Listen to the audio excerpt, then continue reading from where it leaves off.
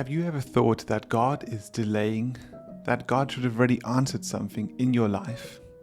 Have you been so sure that God's sending you down this road and this is like from Him and He says, nope, not for you, not at this time?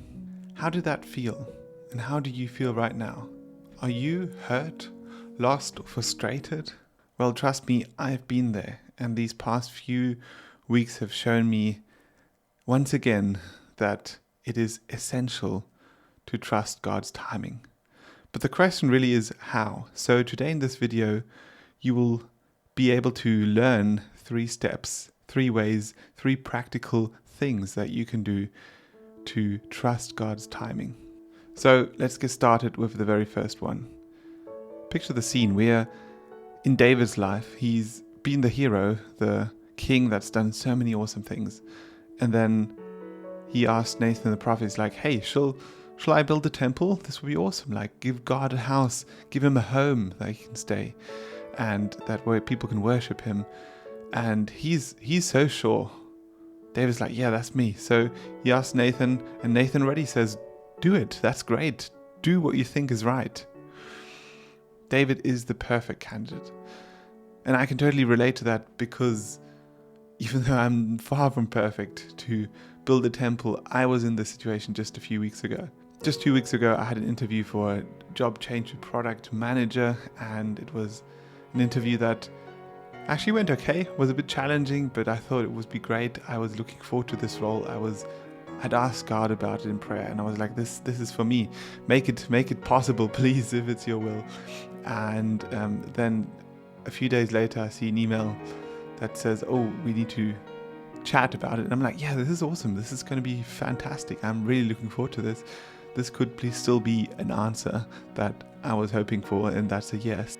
And as I sit down and my hands start to sweat and my heart is pumping faster, and I just get this uneasy feeling when my boss sits there and says the words, nope, not yet, not for you at the moment. It's like that punch again, and your dreams are dashed down, and you feel absolutely frustrated and not really worthy and in the wrong place. Embarrassed maybe as well, was what I felt right then. And that's exactly what David also got. The answer from God was, no, you're not building the temple, someone else will. And that's so hard to hear. Someone else will do it. Someone else will do this important job, your son Solomon. So if you're struggling with this timing, that's the very first thing. Talk to people and connect with them. As I sat in that chair, I was thinking, oh, have I failed? Is this all over? Even though there were suggestions for how I could improve and do other things, it was still a lot at stake. And I thought to myself, God, why are you doing this to me? This is something that I've dreamed of. This is something that I really want to do. I really want this. And you saying nope and closing a door. And it just felt so hard to accept. I was there thinking, I'm lost, I'm hopeless, this is all for nothing. But right then, God was trying to teach me an important lesson. It's like when I was first learning the piano, I had songs that were really hard, where the left hand was doing some different things to the right hand. And there was only one way to find out and really practice the part, is to go extremely slow. Like really just play note by note, and then right hand note by note. And then you speed up slowly, but you have to get the timing right. And that's the lesson that God wants to teach us. I just picture Jesus with the first miracle, the wedding where water is turned into wine. And we just got to trust him. We got to trust the Master, our King. And what Mary says, to just do whatever he tells you, we got to trust Jesus to do whatever he tells us. And so what God is doing when he teaches you to go slow is that he's giving you opportunity. He's giving you the chance to practice. Because God doesn't give you patience. He gives you an opportunity to show patience. He doesn't give you love, He gives you an opportunity to love. And so this opportunity, while waiting for God's timing and trusting it, is that you gotta trust and believe that He's showing you chances and opportunities to be patient. And what I started doing is logging gratitude journal entries to help me appreciate what I have, and also be able to look back on weeks and months to see that that patience has somehow paid off as well. But still, after talking to a few people, I realized that I think and feel like I'm behind in life.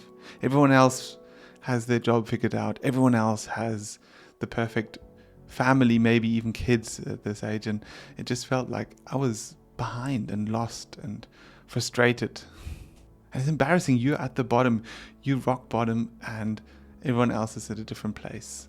Why does God even let this happen to us? Well, the reason is when you're broken, when you're afraid, when you're lost, when you have no more options, that's when He works His miracles. That's when things that you think take years can be done in months. Because His timing is only right when you accept that He's in charge. And think of this analogy. A big boat cannot move unless it uses the rudder. But for the rudder to steer the boat in the right direction, it has to keep moving. So what can you do today? Talk to others when you're feeling very low, when you're feeling like God's timing isn't right. Log the opportunity to show patience. Log the opportunity in a journal and look back on it in hard times. And keep moving in faith. Keep going. Every day is a new step forward. Keep going and keep going and keep going, because that's what God wants, perseverance.